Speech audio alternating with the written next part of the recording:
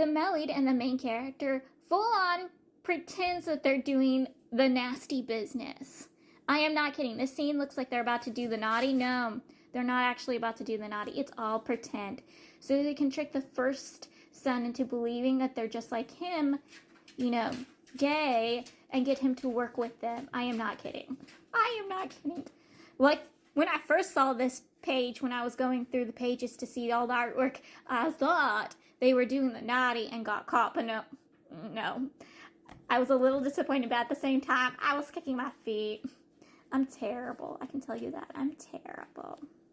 The concubine warns the main character and the male lead that the main wife and the first son might not be willing to work with them because they're very submissive and very shy and like to stay in the background.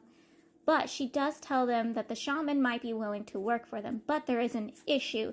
The shaman is in seclusion right now because he had saved the chief's life and now is ill himself. So the male lead goes to see him. Only the male lead is basically attacked. He frees himself from his attacker, but this attacker is very strong. When the male lead sees the second son's men and follows those men and comes across the second son's concubine, injures her too, basically kind of knocks her out, and puts himself and her in the second son's bed to make a scene. Kind of get a little payback at the second son. Naughty, naughty, naughty, naughty. With the main character side, he is being accused of literally killing the shaman because it's found that the shaman has died. And the main character, male lead, and his right-hand woman are being accused of killing the shaman.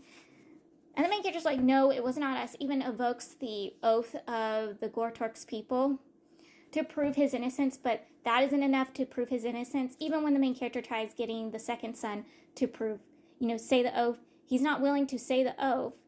And they lead to the main character's living situation. And they're like, where's the male lead? He must have gone killed the shaman. And the main character's like, no, he didn't. I don't know where he is, but maybe we should check your living area to prove, you're not setting us up.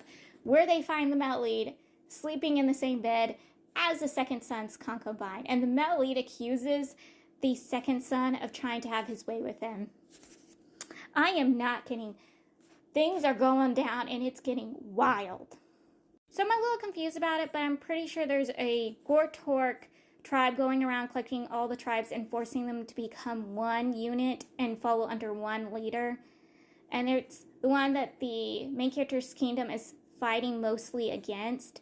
And it's one reason why the concubine had rushed to the main character's kingdom to try to make an alliance with the main character's kingdom to protect her tribe and not have them swallowed up by the other tribes.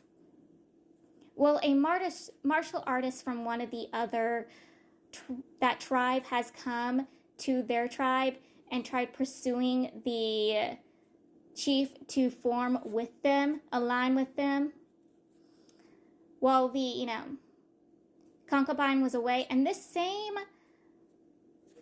tribesman is the martial artist that had kidnapped the male lead's right-hand man. Yeah, I'm not kidding. The same one that come to try to but the one that tried killing the male lead because he thought the male lead was the main character to stop the alliance. But it was not the male lead, but the main character. And he ended up kidnapping the male lead's right-hand man. Yes, that's whole situation. Like, I think he kidnapped him once and then faked that he kidnapped him the second time. Yeah, that dude. Yeah, he's there to stop the alliance between the main character and this tribe.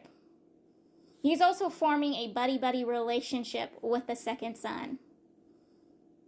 Things are not looking great when this person's there. And he's supposed to be one of the top tier martial artists of the Gortork tribes. The Gortorks are kind of having the same martial arts competition we saw in 1,000 Autumns, but instead of being the Central Plains, it's in the Gortorks, obviously. And the chief decides whoever he's going to align with. He will align with the great martial artist Gortork, or he will align himself with the main character's group. Whoever proves themselves to be the better competitor in the competition, who shows the best strength.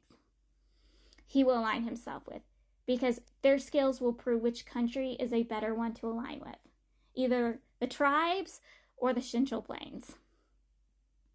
So they're competing. The male lead wins the archery game, which, no surprise, the second round they lose. It was the right-hand woman against a man much stronger than her, and not because he's a man,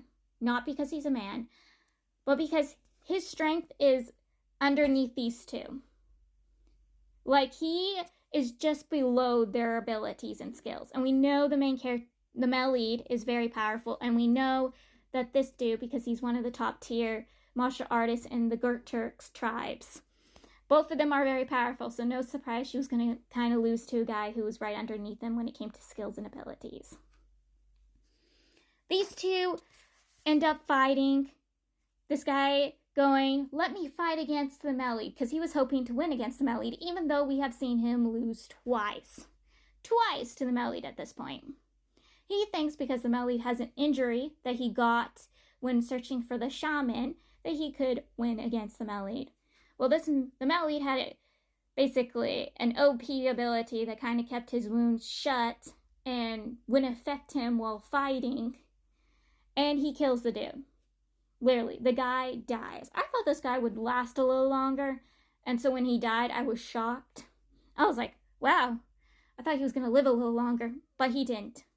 This impresses the chief and decides that he's going to align himself with the main character's group, the main character's kingdom, because of the male lead's abilities. Which obviously makes the second son furious.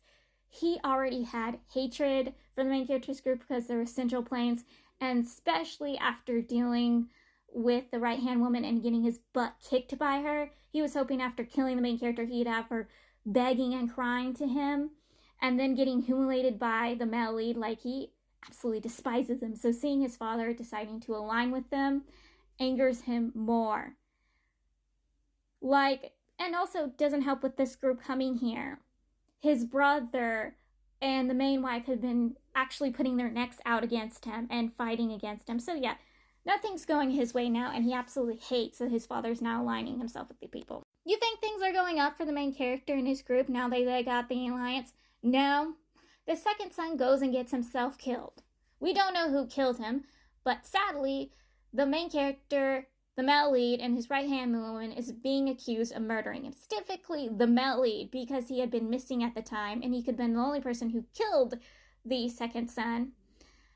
At the time, the male lead was trying to get rid of the chief's newest concubine because she tried seducing him, and he's like, I know your games. You came to me to seduce me and then accuse me of something to get rid of me and ruin this alliance. No. Only while he's distracted with her, someone's went and killed the second son and now accusing them of murder. Yeah, not great. Not great. They went from being accused of killing the shaman to killing the second son. Oh no.